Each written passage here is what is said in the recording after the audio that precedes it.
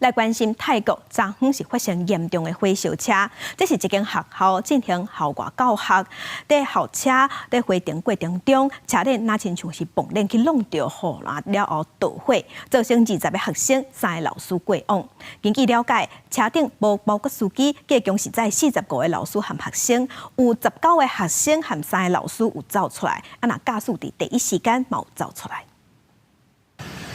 这台校车导火了，火愈烧愈大，因请到天顶去里，内面也阁有真侪老师、学生未赴的走出来。目击者讲，这台校车是静电爆裂了，去弄到高速公路分界河南了导火。司机一开始要拍火，并人煞走去。媒体报道，司機伫萬國北邊100公里嘅所在向警方自首。เล็กเลยครับ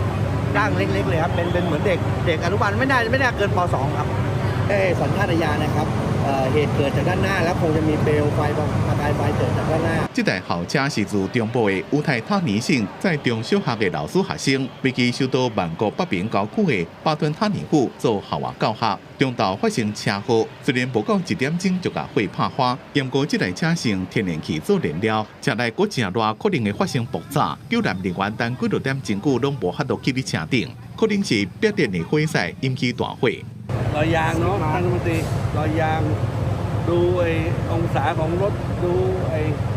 รอยไหม้。總理貝東塔佇 X 大文哀悼，並且講政府會負擔醫療費用。交通部長蘇利亞講，這台校車使用的是極度危險的壓縮天然氣。交通部才想出應用的方法，然後可能以後愛禁止使用這種燃料。泰國是世界上道路安全記錄上歹的國家之一。 車本身的問題，一個賽車的方式無安全，每年差不多2萬人死亡。